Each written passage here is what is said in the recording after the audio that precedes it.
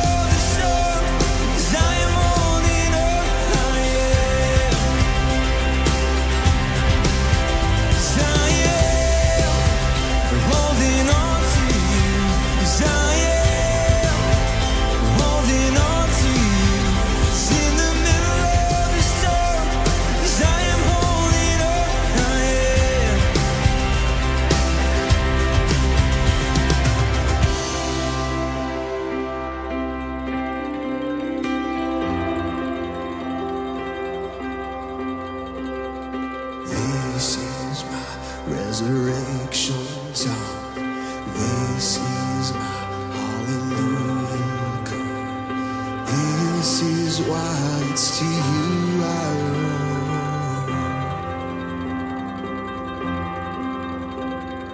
This is my resurrection song. This is my hallelujah call.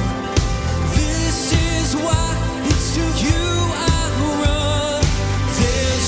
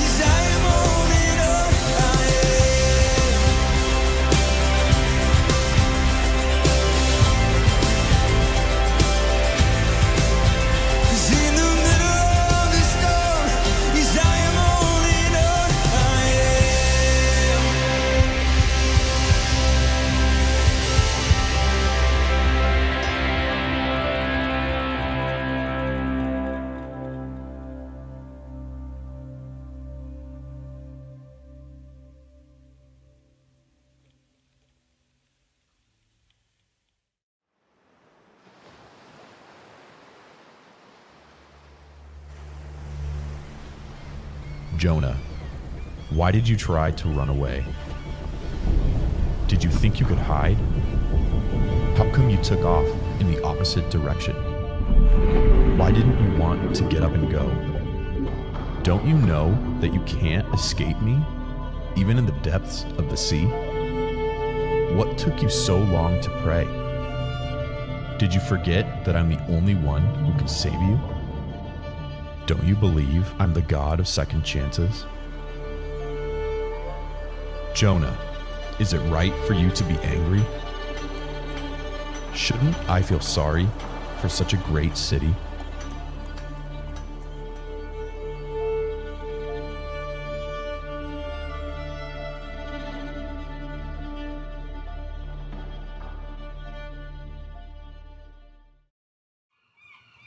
Hey, welcome. I'm so glad you joined us. We start this brand new series called Big Fish. I can't wait. This is going to be great every week. In fact, we want you to participate in this series. There's a cool way for that to happen. Before I tell you how, let me just encourage you, if you're a regular attender at Gold Creek and this is your service, man, we are so glad you're there. Invite someone to watch it with you. Share the feed with somebody. Share the message with somebody. That's perfect.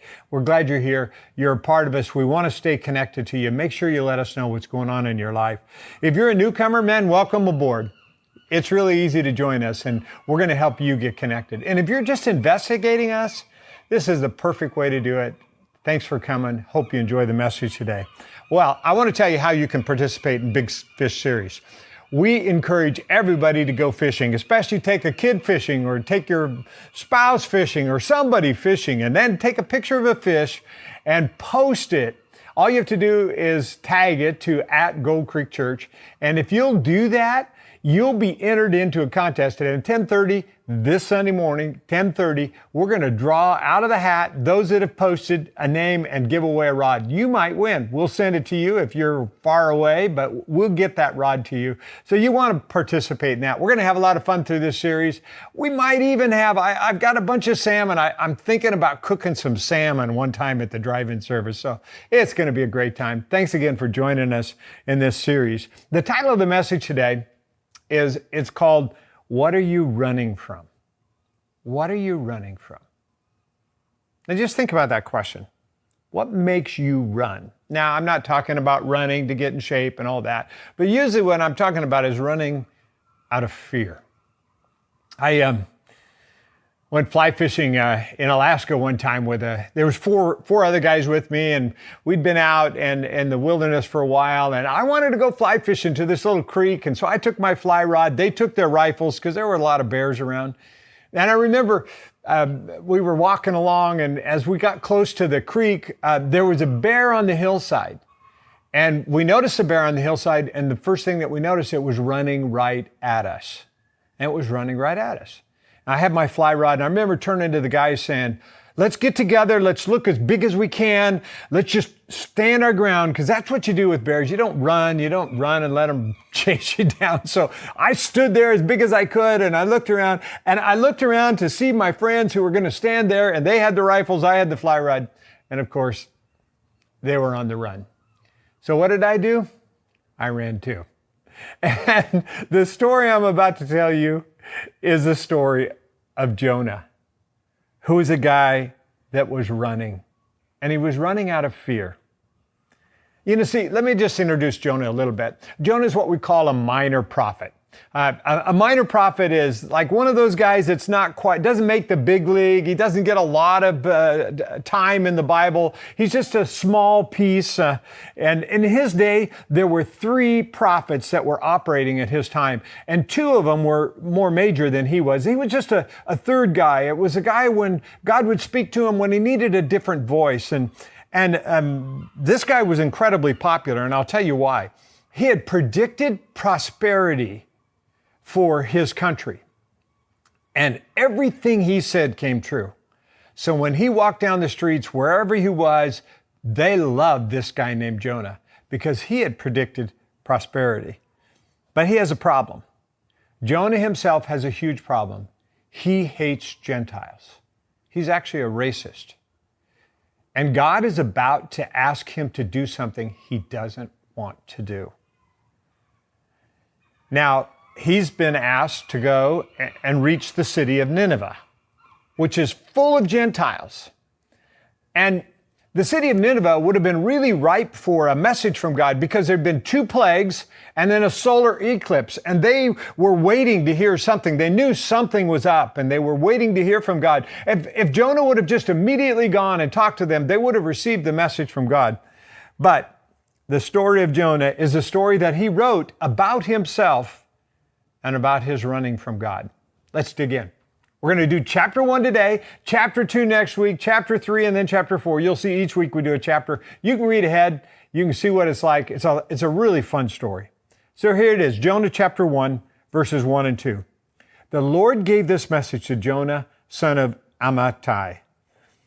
Get up and go to the great city of Nineveh. Announce my judgment against it because I've seen how wicked its people are. Now, I always think this is funny. Jonah's writing his own story. He's telling it on himself, but he's writing it in third person. And as we think about this, we think, why in the world did God choose Jonah? Why is it that Jonah was the one chosen? Well, as I conclude, as I look at all this, I think God is always sending messages. I think Jonah is just a minor prophet, and the reason he chose Jonah is because it kind of reminds us of ourselves. We're not that big. We're not that important. He's just a minor guy. He's just nobody. And God uses nobody to do some pretty incredible things. And the way he does that is by sending the messages. In other words, I think what he's saying to Jonah, I know you're a minor prophet. I know you're really nobody, but I have a purpose for you. I have a job for you. I have a plan for you. Follow me. We've got something important to do. And I think he says that to us too. Well, the story goes on. Jonah got up, went in the opposite direction to get away from the Lord. I underlined that because I just thought, you wonder why he's doing this? He's trying to get away from God. He went down to the port of Joppa, where he found a ship leaving for Tarshish. Now, I think this is kind of interesting because we're doing this on a boat here today. We're at the Everett Marina, and I just wanted to illustrate it. It would have been what he did. Joppa was a marina. You could go to a marina, find a boat, and they would buy a ticket and take them somewhere. And they would go out into the Mediterranean. And Tarshish is about as far away as you can get from the city of Nineveh. Nineveh was inland. It'd be like going to Spokane. Instead of going to Spokane, you're going to Everett. It's the opposite direction. And the ship was leaving for Tarshish. I think Jonah in his mind was thinking, God's going to have to use someone else. Because if I'm in Tarshish, I can't be the prophet God chooses to use for Nineveh. So he bought a ticket. He went on board, hoping to escape from the Lord by sailing to Tarshish. Now, he bought a one-way ticket. A lot of times we do the same thing. We think we're headed one way and we're going to be this way. Little did he know, Jonah didn't know how painful his return trip would be. Let me give you some advice right now. If you're running from God, God's given you a message, God's doing something in your life, don't buy a one-way ticket in the wrong direction. Stop now. If you're headed in the wrong direction, stop now, turn around. It will be worth it because the trip back is really painful. Which makes me ask the question, what are you running from? What are we running from? I was thinking all the different things that we run from. Sometimes God gives us a message. We're just minor prophets. We have a message from God and he says, speak up, share your faith. And we run from our neighbors, our coworkers, our family members because we're afraid of rejection. And we're afraid to speak up. Sometimes the message that God gives us is step up. I want you to be a better husband. I want you to be a better wife. I want you to be a better friend. I want you to be a better worker. Step up. I have a reason that I have you there. You're in that relationship for a reason. Come on, step up. Sometimes he says, parent up. The kid that I gave you, no one else could handle. You're the only one. You're the perfect person for them. Step up. Parenting's hard. Do the right thing. Don't stop. Don't quit. Don't give up. Don't be their friend. Be their parent. Sometimes he says, cheer up. Whatever you're worrying about, whatever's got you down right now, you don't have to be worrying about it. Quit worrying about it. Cheer up. Sometimes he says, pony up. The job that I've given you, the money that I've given you, the resources that I've given you make a difference in someone else's life. I want to use you in an incredible way. Learn to be generous. And in all of those things, we can all hear that message from God and then turn around and run from God. Sometimes we all run from God. We have a mission, though. God has a word for every one of us, even though we're all just minor prophets. Well, the story goes on. Verse 6.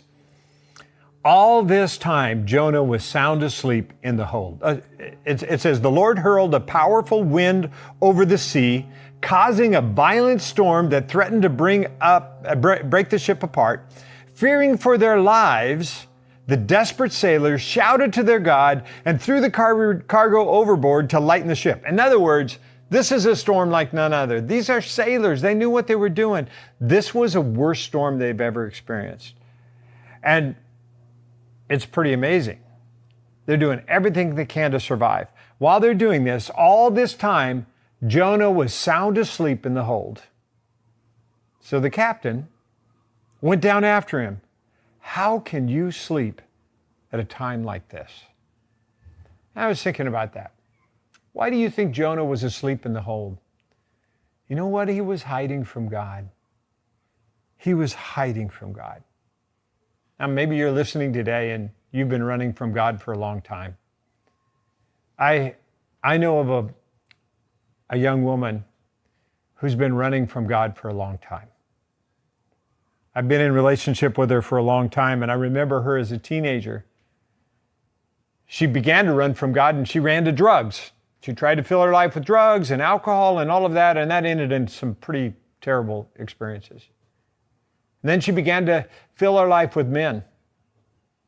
She had 3 different marriages, 4 different men, 4 different kids by 4 different marriages, all of them ending in failure. It's all a process of trying to run from God. Even now, she finds herself depressed, on medication, doing everything she can, and still she runs from God. She's headed in the wrong direction if she would just turn around.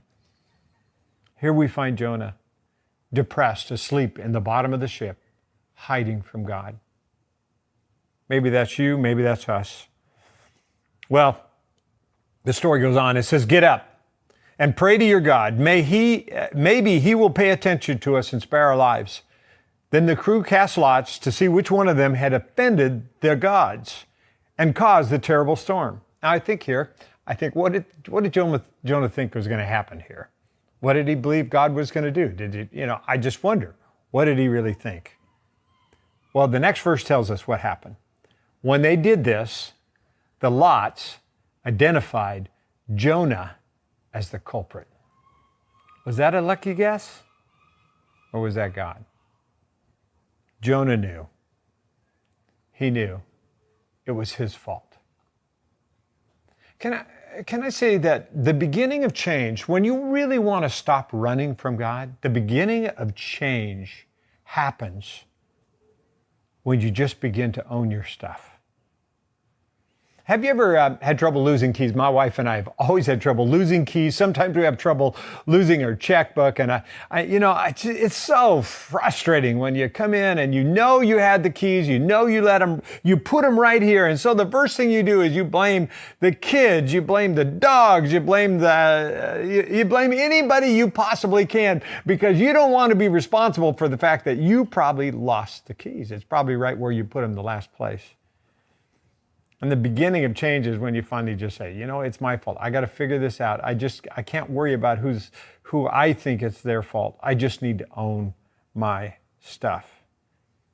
I want you to hear this now. Every marriage gets better when each person owns their stuff. Now, if you're in a marriage relationship, why don't you just turn to them right now and just say this: it's my fault. My fault. That's all you have to do. I was wrong. Try that. Practice that. I was wrong. My wife and I laugh, and we do that every once in a while. And when she says she's wrong, I have her stop and repeat it, because it doesn't happen very often. And I'm thinking today, in our lives too, all of us, we don't like to own our stuff, but the beginning of change, when you stop running from God, is the moment that you own your stuff. There's a confession, no excuses, no pointing fingers. And it's the beginning of change. But for Jonah, no change yet. Maybe next week we'll find that there's a change, but today he's still running from God. In fact, the story goes on. Why has this awful storm come down on us? They demanded. Who are you? They asked. What is your line of work? What country are you from? What is your nationality? These are all really great questions. And I was thinking, he immediately is a Hebrew. He believes in the God. And in fact, that's the next thing that he said. Jonah answered, I'm a Hebrew. I worship the Lord, the God of heaven, who made the sea and the land. He knew who he was. I asked that same question. Are we really Christians? Interesting, Barna poll recently shows that a fourth of Christians have just quit practicing their faith through this coronavirus time. And I asked myself the question, are they really a Christian? Are they really following God? Well, Jonah goes on. The sailors were terrified. When they heard this, for he had already told them that he was running away from the Lord. Why did you do it? They groaned. Why did you do it? This is really, really good question. Why did you do it? So you answer the question. Why did you run from God? Why do you run from God? I think of a lot of reasons, just like running from the bear. We're just afraid. What are we afraid of?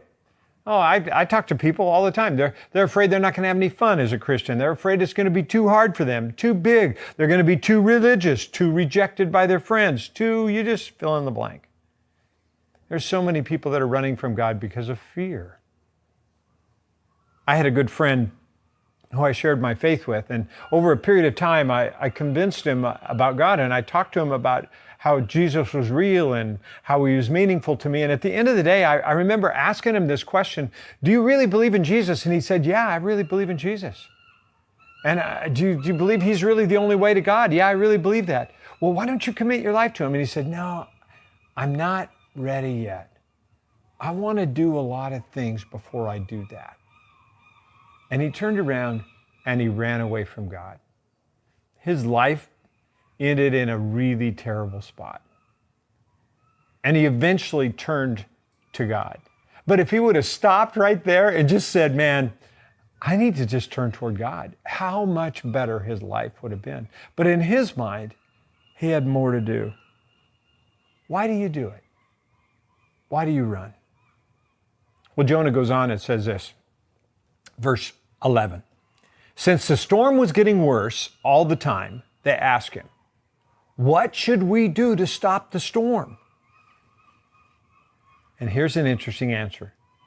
Throw me into the sea. Throw me into the sea, Jonah said, and it will become calm again.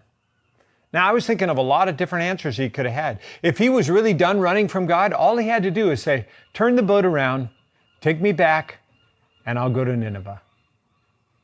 The storm would have been done. Instead, he was so committed to run from God that he was willing to die rather than convert those Ninevites, those Gentiles that he hated. In fact, I think he was saying, there's no way that God is going to make me do that, which I think is always laughable. Whenever we say we're not going to do that, I think God has a wonderful way of helping us do whatever it is we think we're not going to do.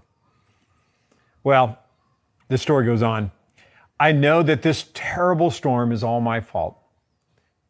Instead, the sailors rowed even harder to get the ship to the land. But the stormy sea was too violent for them, and they couldn't make it. These Gentiles, amazingly, were willing, even though they knew Jonah was at fault here, even though they knew they needed to throw him over, they were willing to do everything they could to save his life. Now think about that. Jonah hated Gentiles. They loved him more than he loved them. They were willing to sacrifice their life for him, but he was unwilling to do that for them. They cried out to the Lord. Now this is a great verse, verse 14. To the Lord, Jonah's God. O Lord, they pleaded, don't make us die for this man's sin, and don't hold us responsible for his death. What a prayer. Number one, they acknowledged God. Number two, they admitted their sins. They admitted Jonah's sins and their own sins. And then they confessed a sin they were about to do, which was to throw Jonah overboard. And they said, don't hold us responsible. And he says, oh Lord, you have sent this storm on him for your own good reasons. Then they picked up Jonah and they threw him into the raging sea, and the storm stopped at once. What a great picture. In fact, it's a great picture for us today. What is it that needs to go overboard in your life to calm your storm? Think about that. Where is your rebellion? What one-way ticket have you bought to keep you from doing what God's called you to do? I just am reminded, recently a friend came by and we were at dinner and we were with another couple and this friend came by and said, tell this couple how you saved my son's life. Oh, I was thinking, oh man. Well, first of all, she was being very, very kind. Her son was a heroin addict, and when they came to church, he gave his life to God and he quit running from God and he started to run to God, and his life completely changed. And I never changed his life, but God changed his life, and it was such a great story. It was a great story because he quit running. And that's the same story that all of us will have today if we'll simply quit running. Well, here's the end of the story. Verse 16, last verse of the chapter. The sailors were awestruck by the Lord's great power. They offered him a sacrifice and vowed to serve him. I just think this is hilarious to me. Jonah was committed to not share the good news with the Ninevites or any Gentile. And yet God used his own rebellion to convert a bunch of Gentiles on a boat. Poor Jonah, no matter what he did, God was going to use him. And I want to say this to you. God uses even your rebellion. You're here today for whatever reason you've been running from God, for whatever reason you've not been following the message that God's given you. It's time. It's time. Would you just pray with me? Ask yourself this question. What are you running from? What are you running from? What rebellion in your life needs to go overboard? Has he asked you to speak up, to step up, to parent up, to cheer up, to pony up? I want you to hear God's voice today and be willing to change your direction. It's time for action. Jonah knew what had to happen. He had to go overboard. And I think we all know what has to happen. We have to be willing to go overboard. We have to let go of our rebellion to calm the storm in our life. We have to be willing to change. You know, next Sunday, we're going to be baptizing people. And they're going to go all in. And we do it at the farm. We dump huge buckets of water on people so that everybody knows that they're all in. And it's so cool because we had to make room for somebody that wasn't able to be baptized last time, and they needed to be baptized. And so we're going to have it this next Sunday. And I was thinking about that today. For some of you today, you could commit yourself to be willing to be baptized. Wherever you are, you can text the word right now. There's a number on the screen that says, I'm in, I'm just baptized. That's a great way. Just the word baptized. And we'll contact you and tell you how you can be a part of that. But this day is a decision you make in your own heart. Whatever rebellion in your life, whatever thing you're running from God is, today it needs to go overboard. And you're going to watch me go overboard. And my willingness to go overboard, are you willing to go overboard?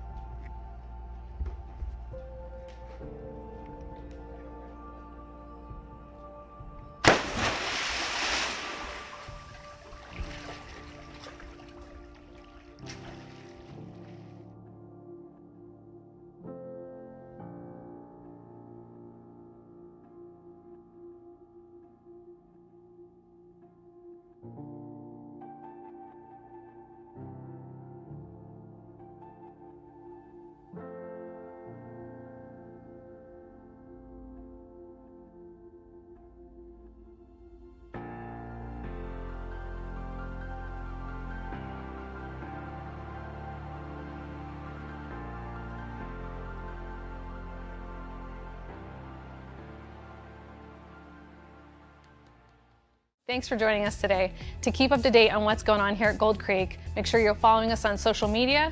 Also, download our Gold Creek app or check out what's going on our website at goldcreek.org. We'll see you next time.